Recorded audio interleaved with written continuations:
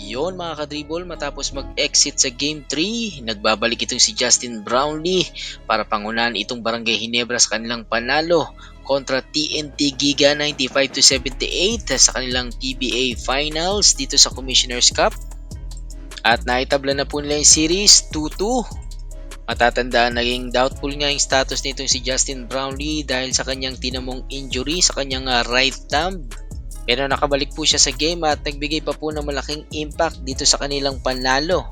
At dahil nga sa pagbabalik nitong si Justin Brownlee ay mukhang nakuha huli ng Barangay Ginebra yung kanilang confidence sa game. At mukhang nahawa na dyan itong sina Jamie Malonzo, Japet Aguilar at Scotty Thompson na maganda rin yung pinakitang performance. Sa kaagahan nga ng 4th quarter lumamang pa itong Ginebra 74-67 matapos nga yung basket nitong si Scotty Thompson. Habang nagpipilit namang humabol itong TNT Giga, nagkaroon po sila dyan ng 5-0 run para makalapit sa game. Pero nagpalitan lamang ng basket itong sina Ray ng Batak at Jamie Malonzo. Bago nga tapusin itong si Japet Aguilar, tuluyan na nga makatabla dito sa series. Samantala nakuha naman itong si Ronde Hollis Jefferson yung Best Import Award habang ito namang Best Player of the Conference ay nakuha nitong si Arvin Tolentino.